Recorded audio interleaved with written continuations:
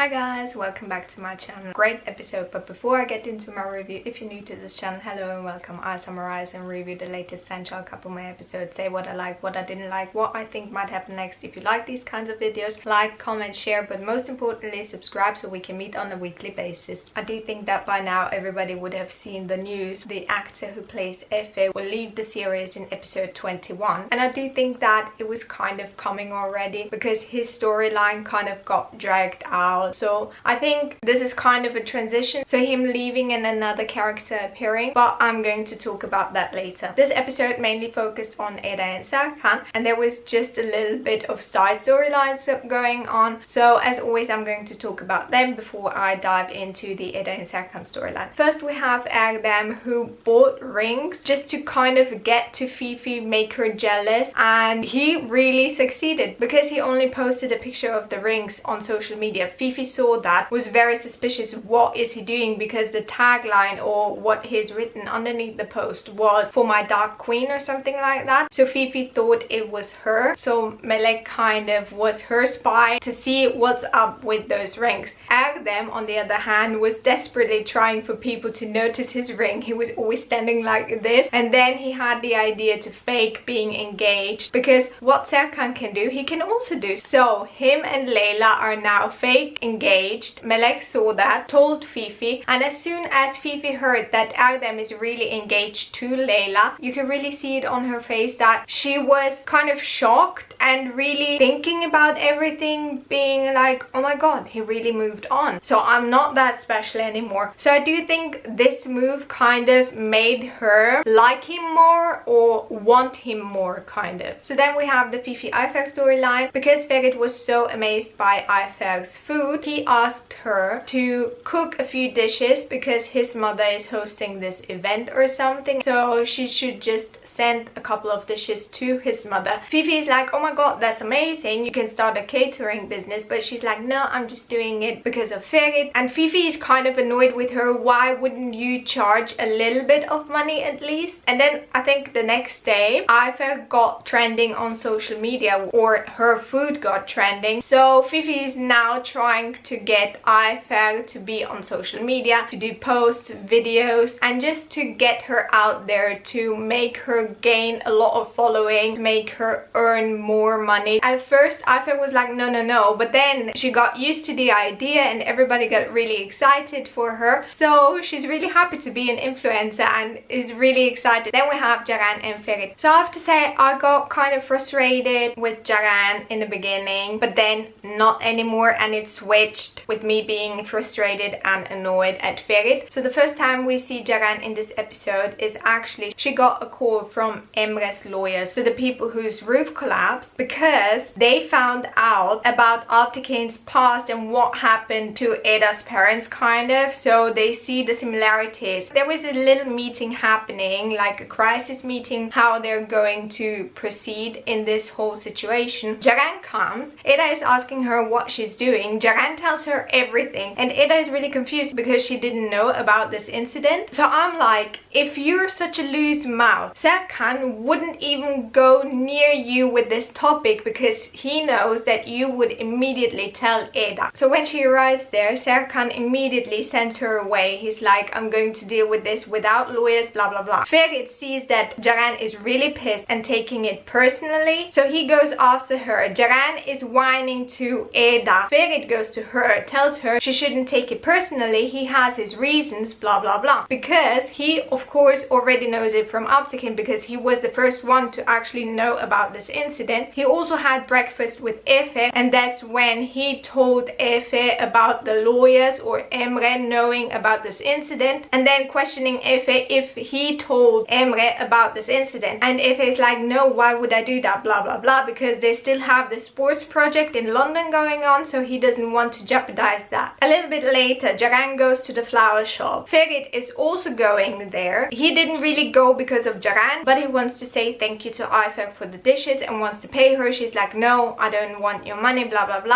I did it because I like you. And then he's like, or at least let me take you out for dinner or something, let me pay. So I'm really interested how this will play out, him taking Ayfer out. Anyways, he seizes the moment and asks Ceren if they can have a talk about business. He invites her for dinner and it was just so adorable. So after dinner, they walk a little bit. She feels cold. He gives her his jacket. He invites her for coffee at his place and they go there, and then that's the scene. I think we saw that in the trailer, or was it just the pictures? I don't remember correctly. I think it was the trailer, but they were playing with their hands, blah blah blah. So he was actually asking her, what's up with your closeness with Eda? She tells him that she doesn't really have a great relationship with her parents and she chose her family and that's her family, just talking about stuff, and they were about to kiss and I was like, oh my god, they're so adorable. But Ferry's phone rings and it's Celine and I was like, oh my god. So he takes the call. Celine wants to see him right then and there, but he's like, no, I have some guests. So because of this conversation, Ferit was kind of down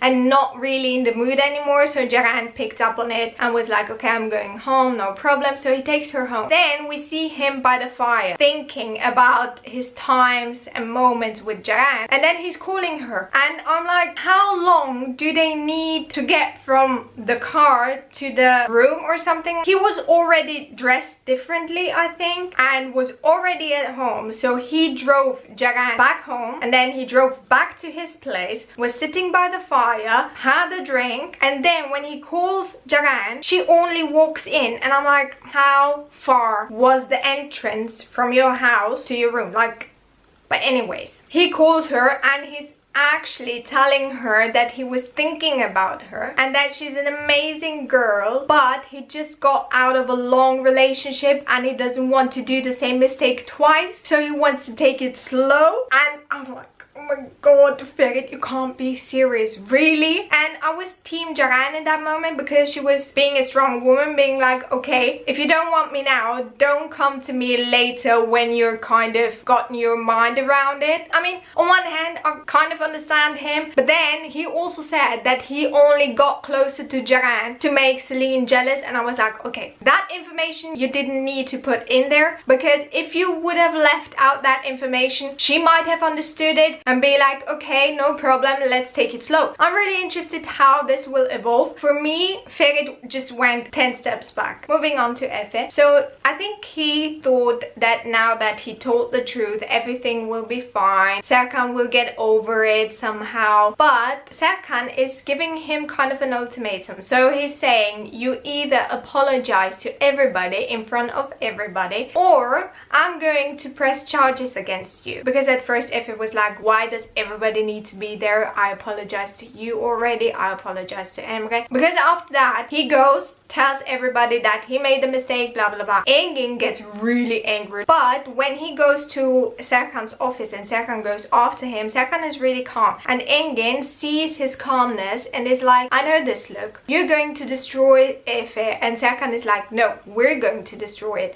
And Engin is like, tell me everything, I'm in. So Serkan's plan is to get Efe to make a statement, like a press conference kind of, and tell everybody. But he only tells Efe that he does it in front of the Turkish public. But Serkan, being the smart mind he is, he actually translated this whole statement from Efe and sent it all over Europe. So everybody knows about Efe now, because nobody really knows Efe in Turkey. He's only known in Italy and the rest of Europe. There's also a scene where Eda is talking to Efe because she witnessed this whole statement, and she's actually on Serkan's side, and he's like, after last night I thought you would defend me, and I don't really understand how a couple of days ago you hated him so much and now you're on his side, blah blah blah. So then we have all those secret meetings happening and Efe is never really invited to them. So he has a plan. There's this meeting happening with Altekin where Altekin is explaining himself in this whole situation to Emre's lawyers. In the end, the lawyers accepted to continue working on this sports project. So when the lawyers are going out, Efe goes in, Altekin is only sitting there. He takes his jacket off. I was like, okay, what are you actually doing? Serkan comes in. Efe is like, oh, I'm going to leave you two alone because it seems that you have some unfinished business, and goes, but leaves his jacket there. And I'm like, you are recording their conversation, aren't you? Even Serkan is like, you left your jacket here, and Efe is like, like, no, I'll come later anyways, blah blah blah. So Altekin and Serkan are talking about this whole situation, about this company, they work together, and then Serkan is like, how could you live with this secret for so many years, blah blah blah. Anyways, Efe is actually recording everything. He listens to it after that. Then Efe calls this mystery person, and we finally have the confirmation, because he says, I have now proved that Altekin is the one who killed your son.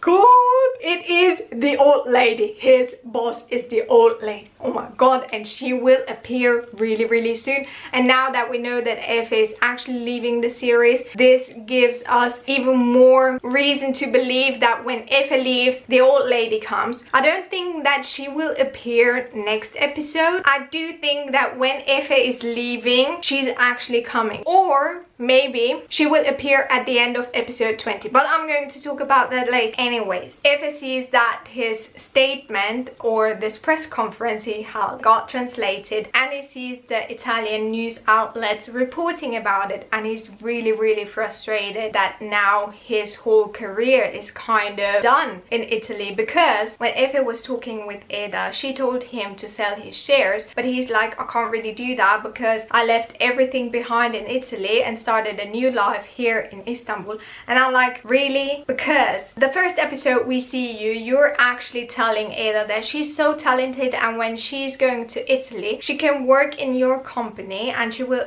get a job there. So it doesn't really make sense that you left everything there and gave up your whole business there. Or did I misunderstand something? I don't know. Then we have Celine. She was kind of everywhere and nowhere, so she was left out of this meeting bubble kind of. She got really frustrated, tried to get some information from Ferit. Ferit told her to ask Serkan. She's like, Serkan is not telling anything, blah blah blah. So she gets really frustrated. She tries to find out information about this company that worked with Artlife or the holding while this incident happened. Anyways, she's still living at Serkan's place. Serkan is getting drunk, which I'm going to talk later about. But did she get a message that her flat is okay now? I don't remember really, but when Serkan was waiting for Eda, he sent her away, and she's like, no, I can't leave you like that. So she's not really saying, no, I can't leave here because my apartment or house is not repaired yet. She's only saying that she can't leave him in this state right now, but she could go. So for me, it was like she already has the information that she could move out, and maybe she would have moved out, but Serkan prematurely kicked her out kind of. So yeah, she goes back to the house. She loses it because she's so pissed that nothing is working how she wants it, and she's alone once again, blah blah blah, and just throws those sheets up in the air. And I was like, oh my god, this move kind of, it was so pathetic. You could have smashed a couple of vases, but it kind of helped the storyline because she found something. But that's what I'm going to talk later about. So I do think we can now move on to the Eda and Serkan storyline. So Eda and Serkan are still at the restaurant, her saying that she will continue living her life, blah blah blah, and changing her attitude, and he's like, don't do this. And her answer is only, did you really think that I would keep thinking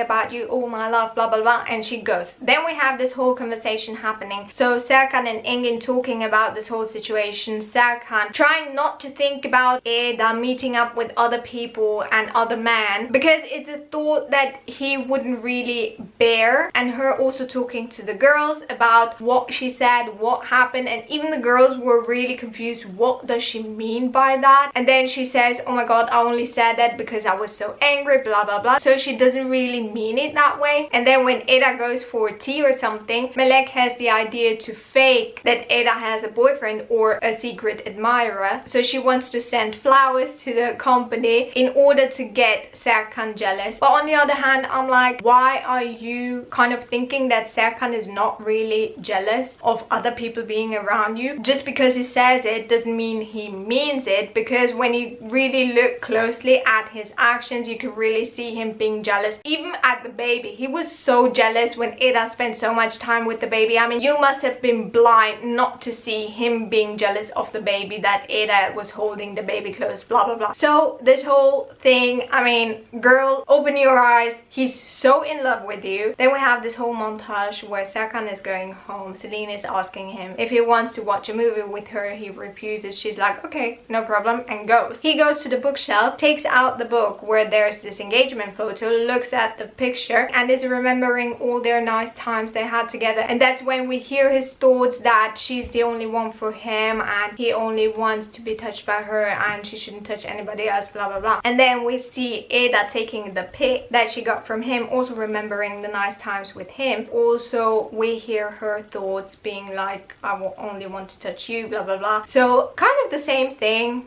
in my opinion. Then we see Aydan and Seyfi wanting to come up with the plan to get Serkan and Ada back together, or Aydan kind of wanting to see if there's still love between Ada and Serkan. So she invites them for breakfast, but without the other one knowing. At first Serkan is arriving, is really confused about the number of plates on the table and also why is she sitting outside. So it was a little bit confusing. So we have Serkan arriving, him questioning the third plate, and then Seyfi sitting down, Ada coming, seeing them, asking Aydan what is Serkan doing here, and his answer was 10 out of 10. He's like, well, Serkan's mother is living here, so Serkan is also here. Aydan kind of convinces her to sit down. She, instead of sitting opposite him, even though Seyfi was sitting there but he stood up, so she could have sat there, but no, she was sitting next to Serkan. So while Serkan is talking about business, he's absent-mindedly ripping the crust from the bread slice, and then he gives it to Ada, and only then he realizes what he's done, and he's like, I'm sorry, I did it unconsciously, but I know that you love it this way. And Seyfi and Aydan are like, oh my god, so adorable. And Ada is so kind of shocked by his gesture that she just walks off. And that's also when Serkan is going. They then meet up at the stables. He starts talking about the horse that is quite stubborn and that horse doesn't let him ride him, blah blah blah. So kind of comparing the horse to Ada. Ada kind of understands it, I believe. And then she's like, well, maybe you don't know how to love. And then his answer is, no, he just doesn't understand. So the horse. Her and Aydan are going for tea or coffee somewhere outside, and Aydan is really excited to be outside once again. And Ada takes the moment and asks her what's the reason behind her not leaving the house or not being able to. So she kind of opens up, asks if Serkan ever talked about Alp, so Serkan's brother. She's like, well, he did sometimes, but she doesn't really know much about him. Aydan really opens up and says that when Alp was still living, she was always on the go, always somewhere else, never really at home, and even her child, so Alp, was making fun of her and being like, can you just please come home, blah blah blah, you never stay home. So she was actually away when he got sick, and when she arrived home 3 days later he died. And because of that, him telling her that she is never staying home and she should stay home, her conscience is kind of forcing her or forced her to stay home. She also tells Ada that she sent Serkan away to boarding school and she made a mistake by that, and that's why he doesn't really know how to open up. And that's when you really see Ada feeling sorry for Serkan, and Aydan continues and tells her, well, at first I was really against you, but the more I got to know you, the more I loved you. Now she sees how much Serkan loved her and how much she even loved Serkan. And she also says that Serkan left her because he was scared that Ada would leave him because of something that appeared from the past, and that burden kind of fell on him, and he thought that because of that she wouldn't be with him anymore, and also because everybody he loved kind of abandoned him. So that's why he was prematurely pushing Ada away, because that's what he could control. So now Ada kind of got a glimpse into how Serkan is feeling and what is really going on inside of him, and I hope that she would finally understand and be more considerate and kind of more understanding towards Serkan, because there is a reason, so maybe I should listen to him. But what's her answer? She's like, I still think your son is spoiled.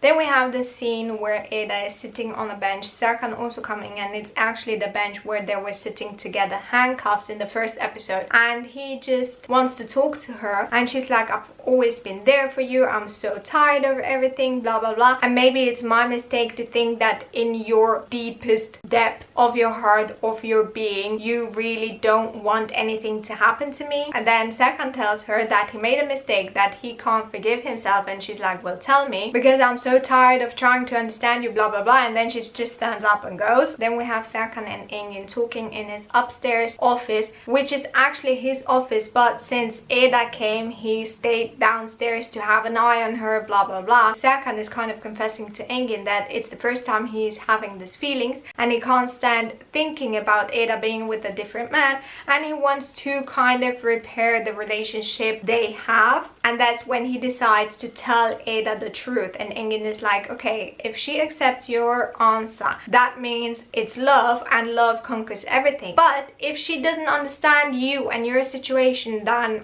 I'm sorry. That's also when the flowers come, and Serkan is being really jealous, tells Layla to burn them. Layla later gives them to Ada. Serkan is questioning her, what's with the flowers, blah blah blah. She's like, it doesn't concern you. But later we find out that she already recognized the flowers, so she knows it's actually a plan from Malek to make Serkan jealous. Then we have Aydan inviting Ada to this committee meeting or something like that, where high society ladies are kind of discussing the recent news and charity stuff, and Ada accepts because it's about making it possible for girls to have an education, and that's something that's close to Ada's heart, so of course she accepts. Serkan actually wanted to get a hold of Ada, but she constantly switched off her phone or hung up on him, so he was searching for her. He even went to the flower shop, but before he arrived, she actually went home to get ready. Fifi is calling a friend, Mehmet, to play the secret admirer of Ada. He actually goes to her house and is on his knees confessing his love, and she's like, what the hell are you doing? Why are you doing this? Well, Fifi called me, blah blah blah. Then she sees Serkan, so she's like, continue. Serkan sees that, is not really amused, gets out of the car. Mehmet goes and he's asking her, who's that? And she's like, well, just a friend from the neighborhood, blah blah blah. So you could really see him boiling inside, being like, who the hell is this? I don't want her being close to him. And she just ignores it and goes. Then we see Aydan actually driving her car to this meeting. All those women being really surprised to see Aydan entering. Aydan is actually introducing Ada to those women as her future daughter-in-law, because they don't really know that Ada and Serkan broke up because it didn't make the news. But anyways, what I wanted to say is that this location they had this meeting, it's actually the same location Can and Sanem had this bride and groom photo shoot. Serkan also comes because Aydan invited him. He wants to talk to Ada. She's like, no, trying to keep him there, forcing to stay there with her, and even sharing a chair. Then them having this little conversation, kind of whispering. Anyways, a couple of minutes later, Serkan finally gets Ada to go and talk to her. Oh, before they go to talk, Aydan is actually suggesting that Ada should be the face of this campaign. So I'm really interested to see if they're going to do a whole ad campaign. Is she going to be a model? I don't know. Anyways, when they have this talk, so Ada and Serkan, she gets really annoyed with him because she's like, your only problem is me possibly dating somebody else, and he's like, no, I don't care about this, I just want to talk about something serious. And then she gets really annoyed that he doesn't care about her dating other people, and I'm like, girl, can you just listen for a second? Listen to him. But then in her anger, it slips that she's still in love with him, and he's like, what? And then she tries to escape this whole situation. She sneaks back home. Serkan is driving to her place because he wants some herbs for Aydan. He actually sees Ada through the curtains. She's faking that she's actually having a party, or she's at a party, and the music is really loud, so she doesn't really hear what he's saying. And then towards the end of the conversation, he's like, I still love you, I miss you, I'm really sorry. He's really laying it out there, and she doesn't hear a single thing. After he hangs up, she then feels kind of bad that she didn't hear what he was saying. What if it was something important? And I was like, girl, Couldn't you have thought about this a couple of seconds earlier? After that, Serkan goes home. Celine is sleeping on the couch. He starts to drink, gets drunk, bumps into things, wakes Celine up. She asks him, are you okay? He even calls her Eda, but then after that, he's like, Celine, I'm fine, blah, blah, blah. He insists on calling Eda because he can't keep the secret anymore. He wants to tell her the truth, blah, blah, blah. Celine is desperately trying to get this information. What's the secret about? And he's like, no, the chauffeur is waiting for you downstairs. I'm waiting here for Eda. She's like, no, I won't let you here all by yourself. But then he kind of convinces her to go. Eda comes, she knocks. He is really confused. I mean,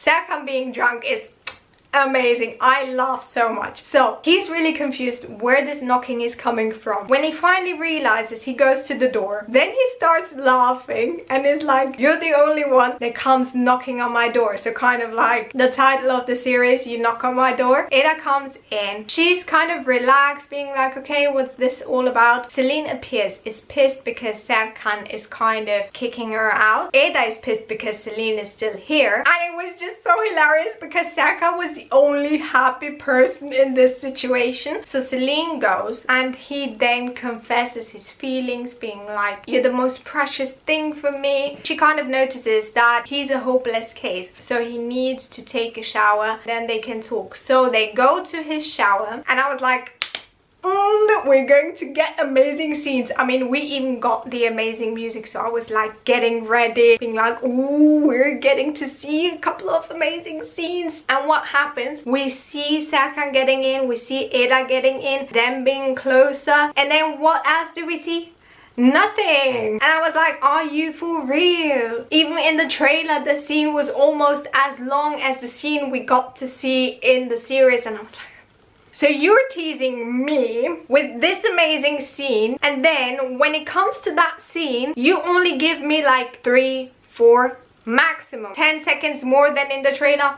Really? I mean, it could have been fogged up. I wouldn't have minded, but at least let me see just something. Maybe a kiss. But no, I didn't see a thing. So we have Curtain Gate 2.0. Anyways. Moving on, the next day, he's watching her sleep. She wakes up. He apologizes for calling her. She gets annoyed. Oh my god, this was a mistake. Why did I come? And I was like, girl, I liked you in this episode, but now it's like, just shut up, and I still like you, but if you continue this whole screaming thing, I'm getting annoyed once again. And what is? She starts screaming, she's not listening to him. He's like, no, I don't apologize for what I said because I remember everything I said. I just apologize for calling you in the state that I was. I wanted to tell you something really important that I couldn't really tell you in that state. And she's not comprehending what he's telling her, so she gets really mad. He's waiting downstairs for her. She comes, screams at him, let me go, I don't want to listen to you, blah blah blah. He tries to explain himself, and then she's like, tell me, blah blah blah, really screaming. I got so annoyed. I was like, girl, I'm really sorry if I might seem harsh, but it's not what she's saying, because she has her reasons. I know that because I had to keep explaining myself for my last review. I don't mind what she's saying, it's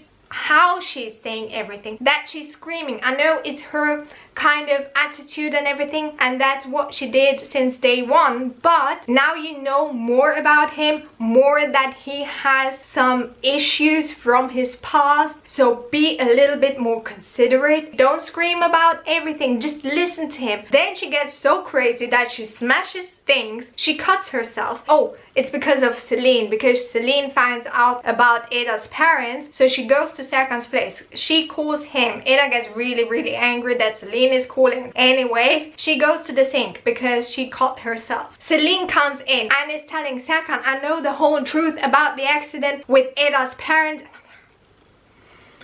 No, don't tell me that's how she finds out. So Eda is really shocked. What is happening? What's up with my parents? He is looking at Celine. Celine is shocked that Eda is still there. And I'm like, girl, such things You don't discuss while going. You need to kind of scan the area, see if there are people who shouldn't really hear that. But she didn't do it. Anyways, that's the end. And thank God we got a trailer. So we have Ada finding out the truth, reading those news articles, Serkan confessing to her that he still loves her, but he was really scared to tell her the truth because he was scared that she would leave him. Ada being like, you should have told me, I would have forgiven you, we could have worked it out together. And I'm like, really? Judging from your reaction just a couple of seconds ago, I don't really think that you would have forgiven him for that, or even listen to him. If he would have told her earlier, I don't think that she would have understood. She would have gone mad. Why did he keep the secret? Anyways, we see Aydan comforting Serkan. Then there's this gala happening. Somehow Ada convinced Serkan to come as well because Aydan is really surprised. Then we also see Celine kind of doing the catwalk that Ada also did. And then there's maybe an auction. Ceren, I think, tells everybody that the winner will have dinner with Serkan. And then the last thing we see is where Serkan and Ada are drinking tea, coffee, whatever, and her asking him if he knows who won, and he looks quite smug and being like, yes. So I do have a feeling that it's going to be Ada. So what I think about next episode, I do think that I will keep being annoyed with Ada. I mean, of course I understand her situation and everything, the frustration that she finds out the truth about everything, but still, I don't believe you, girl, that you would have understood Serkan. I don't think so. You would have gone mad, like I said before. I don't know what exactly is going to happen, but I do think that this whole gala thing is happening at the end of next episode. Oh my god, what if the old lady is like the head of everything and she then appears? I don't remember. Did I see Ayfer there? It will be interesting because her food is being served at that gala, so maybe she's also there. The old lady comes. Maybe Ada doesn't really remember how the old lady looks, so she doesn't really recognize the old lady in the beginning. And then Ayfer sees her. What are you doing here? Ada is like, who is that? And the old lady is maybe saying, hello Ada, my granddaughter, or something like that. And that's the end. Oh my god, that would be epic. That's just what I think. And yeah, I think I said everything. I hope I mentioned everything. I'm really sorry for this long video, but I had a lot to say. I still hope you liked this video. If you did, please give it a thumbs up. Let me know in the comments what your thoughts are on this amazing episode, what you think is going to happen next. Subscribe to my channel if you haven't already. Ring that bell to be notified whenever I post something, and I will see you next time. Bye!